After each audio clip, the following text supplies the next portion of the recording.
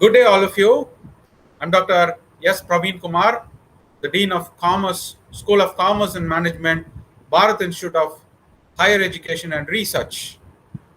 Today, in the subject called Human Resource Management, we're going to talk about a topic on qualities of a HR manager. What are the qualities that a HR manager should have? The first one is intelligence. It is concerned with mental ability, tactfulness while dealing with others. And that is why you need to have a professional degree, because your professional degree gives this intelligence, sharpens your mental abilities so that you're tactful. So, one of the first qualities that a HR manager needs to have is intelligence. The second one is your educational skill. Now, you should not confuse this with a degree. A degree gives you formal education, but you need not depend on that degree, or just because you have completed your degree, it does not mean your education is over. Scientists say a child who is going to live for over 1,000 years is already born. People who are going to live eternally are already living with us. Let's say our lifespan being expanding and we're going to live up to 100 years. The first 25 years of formal education alone is inadequate. Education here refers to lifelong learning. So he or she should possess learning and teaching skills, as he himself or she herself has to learn and teach workers about the organization's growth and development. So only when a person is educated can he or she educate others. The third one, communication skill, is your bread and butter for a HR manager. Without this skill, you can never ever be a effective HR manager, because you need to communicate. HR manager is a liaison between the management and the employees. So the HR manager should have good command over the language. It is not just speaking, of course. Communication skills means that you'll have to be a listener. You'll have to interpret what has been told to you. There's a beautiful book called Men Are From Mars and Women Are From Venus, wherein the author says men think differently, women think differently. He says, let's presume that all men were living in a separate planet called Mars, where there was absolutely no women at all, and all women were living in a separate planet called Venus. Now, the way men behaved in Mars was totally different from the way women behaved in Venus. Now, let's say the way a man behaves, or the men in Mars would behave. The man has a problem in Mars. He'll go alone, preferably to caves, lock the cave, keep thinking for an answer or a solution, and then would walk out happily from the cave with answers. Men would seek the help of other men to resolve their problem only when that man considers it beyond him, or when that man considers the other man is far superior than himself. Only then a man would go and divulge his problem to another man. Otherwise, the man will try to solve it on his own. Whereas in Venus, it's exactly opposite. When a woman has a problem, immediately that woman goes to the group. All women sit in a circle and each of them talk about their problems. However, nobody gives a solution. They just listen to the problem. And they themselves, as they convey, as they communicate their problems, will arrive at solutions. Whereas the other women will merely intently listen to the speaker, because they know that the woman who's talking is not looking for a solution but wants to be heard. Now let's take, there is a collision that happens and both man and woman start to live in this planet called Earth. They have a selective amnesia. They forget that they were both living in different planets. They start living in Earth as though they had been living this way all along. However, their habits are still strongly in them. So let's say there is a problem. The man still tries to solve it by his own. And the cave to the man today is the newspaper. He spreads the newspaper and pours himself into it, which means that is the time for thinking, not just reading the newspaper. And let's say there is a man and wife living together in a house. The man comes from office, spreads the newspaper, pours himself into that, meaning I am in my cave, don't disturb. I'm trying to solve my problems. I'm trying to think solutions. Whereas the lady of the house comes from the office as well. She has her own bag of booze. She wants to talk about her problems. The auto rickshaw person not turning up to drop the kids on time. The boss in the office. She has so many things to communicate. And she wants to talk them out. She wants to be listened to. When she comes home and starts listing them, the man is in his cave. He doesn't want to be disturbed. The lady wants to go to the group, wants to talk. And it is so rude to her when she sees the man not talking, not even listening for that matter. And so there's a lot of misunderstanding between the man and the woman. So now let's say a lady employee comes to you, a man, with her problem. Immediately the man starts giving solutions to her. What you need to understand is the lady had come there to talk to you so that you will listen. Whereas a man thinks when he talks about his problem to another person, he's expecting solutions. Now, these are differences. So when a lady comes and talks to you about her problems, all you need to do is listen to her. She'll arrive at her own solutions. She has the knack of it. All she expects from you is to just listen. And the man needs to understand when a lady is talking to him, he has to listen with rapt attention. And the lady has to understand that when a man doesn't want to talk, he's in his cave. And that should be respected. That should not be disturbed. These are all some essential things that a HR manager needs to know.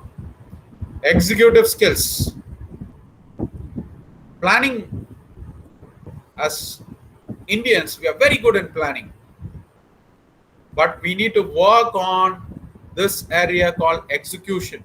Action is a problem. So this refers to the speedy and accurate execution of management policies and programs by the HR manager. Human skills. Human beings handle with care. Remember this dictum. Human beings handle with care. Always understand, the most complex problems in an organization is people's problem. It is not because of the machines. It is not because of your finance. It is the most complex problems are people's problem. You know why? Because people are complex. By nature, we are very complex. I myself do not know how I'll react to a given situation. I react differently to the same situation at different points of time. People are unpredictable. Therefore, it is imperative for a HR manager to have human skills, leadership skills, especially two types of leaderships. One is transformational leadership, and the other is servant leadership.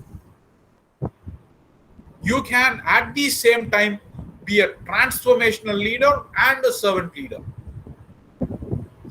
A transformational leader is one who changes things for the better for his company, for all the stakeholders. And though he or she is a transformational leader, you can still be a servant leader. Be the last in order to put your company first. Shed all your ego and understand you are there to help out people. So this leadership skill includes ability to motivate, direct, and create enthusiasm among employees. A leader ensures that the energy levels of his people always remains very high so that they give their best optimal output. Ultimately, a strategic skill that a HR manager needs to exhibit is the decision-making skill. So the HR manager should possess analytical ability and good judgment. There are different levels of employees. They did a research and found out that the salary difference between an ordinary worker and the CEO who's sitting on the top of the organizational structure, the compensation is 84 times. The difference of compensation that is paid to an ordinary worker and to the CEO is on an average 84 times higher. Why this difference? It is because people in the C-suite are the decision makers. It is for this decision-making skill that you possess. There is this salary difference. A very difficult characteristic feature is to be free from bias. At least exhibit limited bias if you could not avoid them totally. So HR manager ideally should be free from bias. Should be neither for workers or for management. He or she should be well balanced and an honest person. Now this bias, especially because of the affinity towards people belonging to the same religion, ethnicity, caste, community, should be avoided. Automatically, they bring in a lot of politics into the organization. However, when you're free from this bias and prejudices, you will uphold the values of inclusiveness. A multicultural workforce will give you myriads of different ideas, and your organization in its entirety will be a creative place to work. The next topic that I would want to explain to you is about HR policies. We'll start with the definition. Human resource policies are the formal rules and guidelines that businesses put in place to hire, train, assess, and reward the members of their workforce. Very simple words. It is a guideline for action. Time and again, a manager need not revisit decisions, need not make decisions for every instance. All that he or she can do is to refer to the policies that are already documented, thus saving a lot of time and bringing in objectivity in the way things are done. This is one example, policy for dress code. Our customers judge the company by its employees as well as by our products and services. Appropriate dress and appearance project a professional image and contribute to an impression of a high quality organization. This is a sample, an example of one particular company. Some companies like Google can think exactly opposite and say you can wear anything that you're comfortable with to the workplace. However, some companies like IBM would be very strict when it comes to the way you dress. Proper business attire is expected for all employees. Examples of appropriate dress code include suits, dress slacks, skirts, dresses, sweaters, jackets, and ties. This company, for example, has specified what is meant by formal attire, leaving no scope for interpretation. Casual clothes including jeans, shorts, halter tops, t-shirts, sweatshirts, sweatpants, stretch pants, and the like are inappropriate for the office and should not be worn during business hours. So the policy very clearly says what are the dresses that are acceptable and what are the dresses that should not be worn during business hours. They continue. Casual clothing may be worn when the nature of the work requires more informal attire. Maintenance staff, for example, department heads are responsible for decisions in this area. So they also fix responsibilities. In case there's a complaint raised or something amiss, the department heads would be held responsible.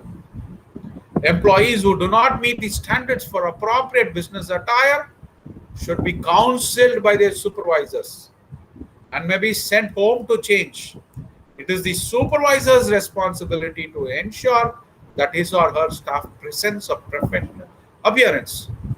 So, the action also is given in case the supervisor finds that a person is dressed inappropriately. He or she can be sent home to change. And now the supervisor can make a very bold decision because these are ingrained clearly in black and white in the company's policy manual. Another example of a company is about equal employment opportunity. It is the policy of employer name to provide equal opportunity in employment to qualified individuals regardless of race, color, religion, age, sex, marital status, national origin, ancestry, physical or mental disability, sexual orientation, genetic information, or any other legally protected class in accordance with all applicable laws. This commitment extends to all employment decisions, including but not limited to recruiting, hiring, promotion, training, compensation, discipline, and discharge, and to all terms, benefits, privileges, and conditions of employment. Discrimination and violation of this policy is prohibited and will not be tolerated. Look how clearly it has been given. There is this company which talks about part-time jobs, which is called as moonlighting. Second jobs or other outside employment such as freelance employment, consulting or sales is not prohibited by the company or its subsidiaries, but it is regulated. Outside employment must not be engaged in during the employee's regularly scheduled working hours. So the company says there's no objection if you do it outside working hours. However, the use of the company's supplies, equipment, telephone materials, and personnel is prohibited. Outside employment must not cause a conflict of interest or deterioration in satisfactory performance while in our employment. So these are the major areas where HRM policies need to be covered. So HR manager can use this as a checklist to see whether the scope of these elements come under the ambit of your policies that you have formulated, namely recruitment, promotion, dismissal, compensation, performance management, professional development, and communication. There are different types of policies: originated, appealed, imposed, specific, and implied. Originated policies is the one which is given to you, which is formulated and given to employees. Appealed policies is after the originated policies are given over a period of time. You might want certain changes to be made according to the changes time. So appeal is made and then those policies are also changed. Imposed policies oftentimes is because of some external forces like the government, which regulates the working of a company. Specific policies could be very specific rather than being very general. For example, as of now, during the COVID, work from home or work from anywhere, a specific policy can be deliberated based on that. Implied policies are actually not written down, but are interpreted from the way people behave. So you start working for a company, you see how things are done there, and you understand that norm. Those norms can be called as implied policies. Let's say you work for a company and you notice all the guests who come and meet you in your workplace are never brought inside the workstation, but are entertained only in the lobby. Though there is no clear policy, but you interpret it, you understand it from the way people behave. And this is called implied policy.